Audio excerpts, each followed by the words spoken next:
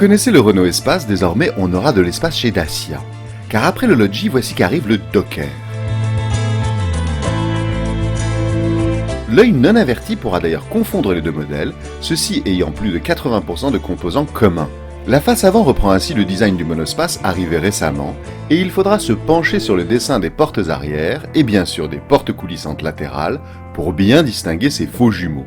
Leur dessin est simple, mais à l'image du Duster, il devrait trouver rapidement sa place dans la circulation sans choquer les regards. Le Docker se veut cependant plus rustique et utilitaire dans l'âme, ce qui amène la question de son intérêt au quotidien pour une famille. Eh bien l'intérêt de ces combispaces comme le Dacia Docker, c'est notamment sa facilité d'utilisation, alors notamment à l'arrière, avec deux portes coulissantes, qui permettent un accès aisé, qui permet de s'installer facilement sur cette banquette 2 tiers 1 tiers, qui dispose de 3 vraies places. Bon alors, c'est pas le grand luxe, mais les enfants seront bien entendu assez à l'aise et des adultes sont pas si mal avec une énorme garde au toit permettant de mettre un haut de forme. Docker familial et Docker utilitaire étant sensiblement les mêmes, on ne s'étonne pas d'une présentation dépouillée et de plastique dur. Cependant, ceux-ci ont tout pour résister aux agressions des mains d'un artisan, ou pire, de petits enfants en mal de bêtises. Pour un utilitaire, on appréciera également le look de la planche de bord, au minimum syndical mais agréable. Plastique biton, aérateur rond et même grand écran tactile sont de la partie. La vie à bord n'est pas luxueuse, mais loin d'être désagréable pour ce type de véhicule. Alors puisqu'il s'agit d'une base utilitaire, on s'attend bien entendu à un coffre gigantesque. Alors on va regarder ça. Il peut s'ouvrir de deux façons, seulement une porte, ou les deux. On dispose d'un cache-bagages. Alors en matière souple, mais... Alors a priori on peut tout charger, poussette, bagages, vraiment tout. Et puis si besoin, on peut aussi s'installer. On tiendra. Je te laisse fermer les portes et je te dis bon voyage. T'as le blues en toi, dans tes yeux ça se voit. Le blues c'est bien joli,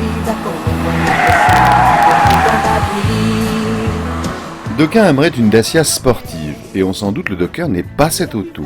Nous l'avons testé en mode il y a un colis urgent à livrer. Eh bien le colis attendra.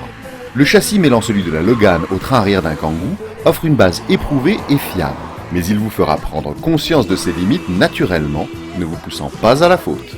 Ce type de véhicule est également particulièrement sensible au vent latéral. Sur route, on reprochera surtout au Docker son insonorisation quasi inexistante. Le 1,5 litre DCI de 90 chevaux de notre essai se fait donc bien présent dans l'habitacle. Ce bloc moteur est à l'image du véhicule, travailleur et plein de bonne volonté. Il saura amener les 750 kg de charge utile ou toute votre famille sur route et autoroute. Mais avec un 0 à 100 en 11,8 secondes, ne lui demandez pas un coup de boost pour doubler alors que la ligne continue apparaît déjà au loin, ce n'est plus de son ressort. Côté suspension, les réglages sont plutôt typés confort, de nouveau pour s'adapter facilement à la double vocation travail et famille du Docker. Avec un prix d'attaque de 9 400 € en mode ultra dépouillé et avec une seule porte latérale, le Docker offre tout de même un véhicule honnête au coffre immense. Se posant en concurrent d'un Kangoo, on peut aussi l'opposer à un Scénic d'occasion ou tout simplement à un Logi. Car ces portes coulissantes sont un atout indéniable, les petits sacrifices au confort du Docker devraient tout de même ravir nombre de budgets.